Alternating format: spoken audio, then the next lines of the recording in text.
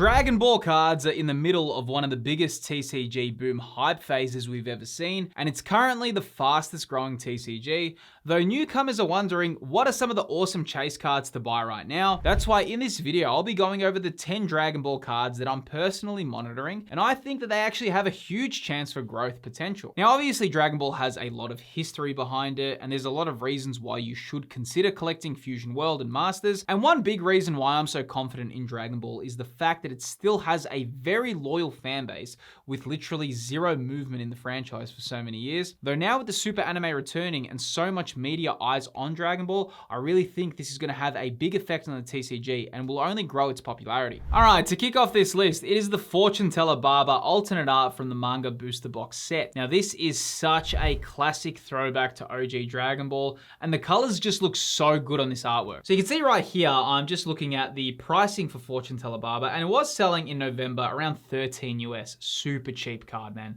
Like back then, and it hasn't climbed anything ridiculous in price right now. Selling currently for $36. Now, yes, it's tripled in price in terms of that $13, but the way that Dragon Ball cards have spiked recently, that is still looking like a very okay price point considering how good some of these Manga booster box artworks are. These sets are just very, they've pretty much changed all of Dragon Ball. Those two sets, whether or not there's going to be any more of these, it's going to be very interesting to see how the community reacts to them because they were sleeping giants for a long time. But this artwork in particular, like I was saying, the artwork, it just looks so, especially if you have watched OG Dragon Ball and you see how big of an influence that Fortuneteller Barber had. So I really rate this card as it does like take me back as well. So considering the price point, yes, it has gone up in price, but considering how much Dragon Ball cards have gone up, which you will see throughout this video, I still think this one's a pretty good pickup. Now, the next on this list is the Son Gohan Youth alternate art from Raging Raw. This is a really cool classic Dragon Ball artwork, and it's from Early Z. It's definitely one I've actually had my eyes on, and this has a lot of similarities with that really new famous Shenron Goku card that's really just blown up like crazily in price. But for me right now, this one is looking incredible. So just here, I'm looking at it and you can see just there on that graph how much of a spike it's had recently. In October, this card right here was selling for $21. Right now though, it's selling for around 177 US, which is a massive spike in price. And that's all happened all recently. And that's to do with everything that's happened. I do find this one to be very similar, like I said, to that GT Goku as well, which has really gone up in price. Whether or not this one is attainable now, it just depends where you are and on you, like what you want in your collection. Fusion World artworks, early days, I don't think that they really compare to Masters. I think though now Fusion World, especially what we're going to see in the future, it's definitely going to like turn the heat up a little bit in terms of the artworks they're going to deliver, and it's going to compete with Masters as well. I still think Masters, which I will show you a few Masters cards throughout this video as well, I do think Masters is actually like, it delivers a little bit more sometimes in the artwork aspect, but that's going to change, and I've got a feeling, especially for this year in 2026, that's going to change a lot because Fusion World is catching up, but definitely a really cool artwork. Now also, I just want to say, if you have been enjoying the video, my name is Phil and I've been making Pokemon content and Dragon Ball recently for the last 2 years. If you have been enjoying the video and would like to see more content, definitely feel free to subscribe. It's always good seeing new people on board. Now moving on to the next, it is the Super Saiyan 3 Goku Wrath of the Dragon Secret Rare from Beyond Generations.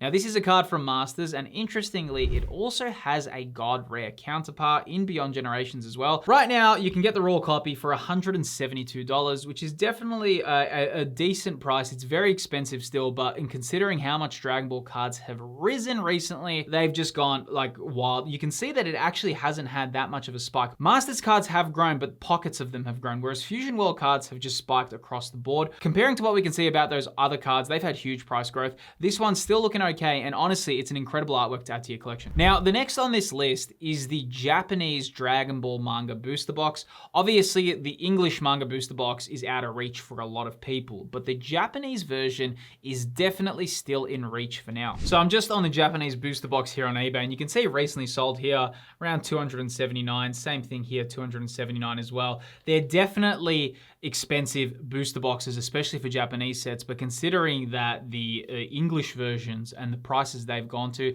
you still can at least own something from these very iconic sets from Fusion World. They have really taken the whole Dragon Ball, like the community by storm. They're actually one of the big reasons as well, what's really caused it to go to these new levels. Obviously with the Super Anime returning, this caused such a big spike, but definitely for these Japanese sets as well, really good artworks as well, and they look incredible. So they're definitely good pickups. Now, while speaking about these Japanese products, it's actually a good time to cover today's video sponsor, Bai. Now, if you've ever tried buying Japanese products online, you've probably run into the issue where certain stores just won't ship outside of Japan, and that's where Bai makes things a lot easier. Bai is a Japanese proxy shopping service that allows you to purchase items directly from Japan and have them shipped internationally to your doorstep. The process is pretty straightforward. You just search for whatever you're after. For example, you can search for Dragon Ball cards, and then Bai pulls listings from major Japanese marketplaces and shows you what's available. Once you're happy with your items, you can just place your order, and Bai then receives the items at their warehouse in Japan, packages everything up, and then sends it to you out with international shipping. And Bai covers a lot of regions, including North America, Oceania, and Europe. Now, what's awesome, if you're a first timer, you can actually get a 10% discount off your first order. The link for this is in the video's description. A massive thanks to Bai for supporting the channel. Now let's jump back into the video. Now, moving on to the next spot. This isn't one card, but it's actually three, and these are from Dragon Ball Masters, but it's actually the Z Enemy Alternate Art Secret Rares. So this includes Boo the Unlimited Margin, the Metamorphic Android Cell, and Frieza the Eternal Enemy.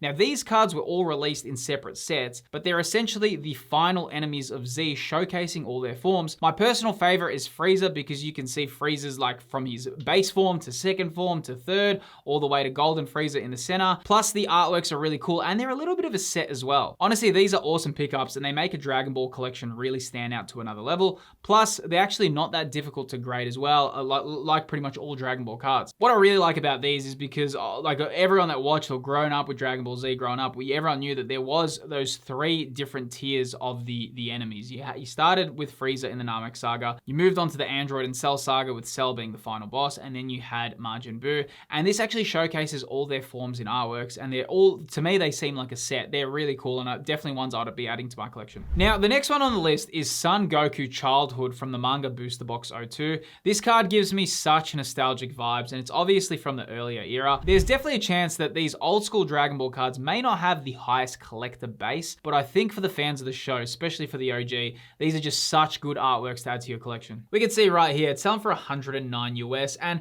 you know, if you bought this early January, you're looking at $16, which is insane to see the price spikes that have happened across the board for Dragon Ball cards. They've really become massive collectibles, and you can see that it's actually the fastest growing TCG at the moment. When you actually think like One Piece, Pokemon, Yu-Gi-Oh, they've always been dominant, but now Dragon Ball's come into the mix, and if you haven't really been kept up to date why that's happened, the big reason is because the Super Anime is returning. So Dragon Ball isn't just going to be living from essentially just like some game releases and a few movies that have come out. It's actually going to have its proper anime return, and that's caused a massive spike in the TCG market. Some people are thinking it's just hype and it's gonna fizzle out. I have a feeling that it just didn't have any lifeline in it for so many years. So the fact that the lifeline's back in, don't forget, TCGs have all just become popular post all Dragon Ball Super. In 2018, TCGs were not anywhere near as popular as they were. And that's when Dragon Ball Super went on its hiatus.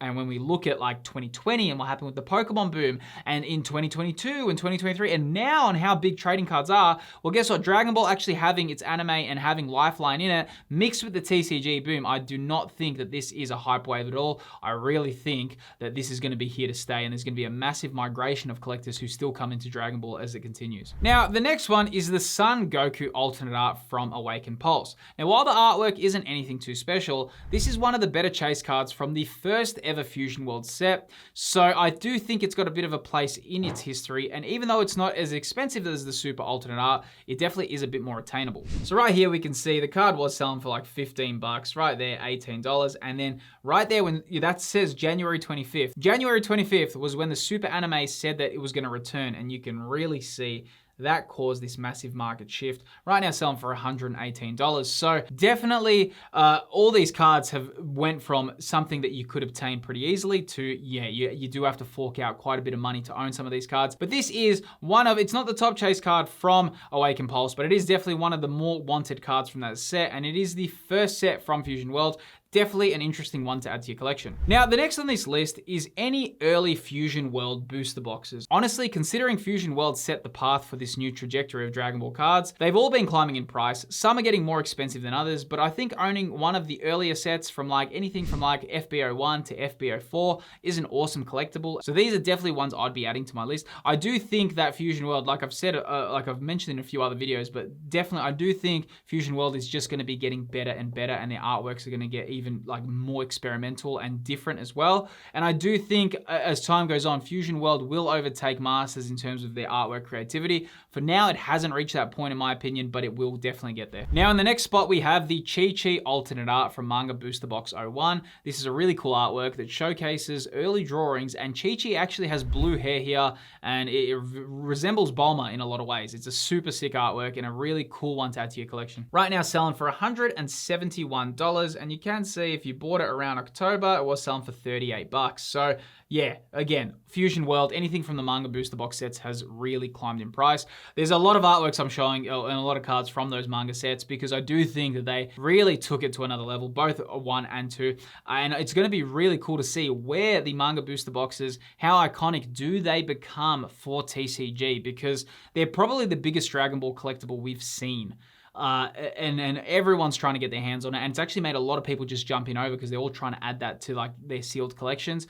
Though the cards inside and some of the chases in them are so good, and with how expensive it's become and how expensive some of these chases are, all of these are something that every collector, especially if you've just entered the Dragon Ball world, you should be looking at these for sure. Now, the next one is the Sparking Zero promotional cards that came in the premium collector box. So these have been under the radar for a very long time, and I actually don't think a lot of collectors understand how hard these were to obtain, plus the fact that they're linked to one of the most popular Dragon Ball games. The 4 cards that we have here are Final Flash, Final Hope / Kamehameha, and the Awesome Energy Markup. Now, these are all official artworks from Sparking Zero, and they have Sparking Zero logo on them as well. But what makes them so unique is the way that you actually had to obtain these cards. These were only available as special promos in the Sparking Zero Premium Collector's Edition, which had to be pre-ordered from Bandai before the release of Sparking Zero. So the whole collection here is insanely expensive, but of course, these are the guaranteed cards you get in that set. Now, even though a lot of these would have been sold, I actually feel these are really cool and unique pickups,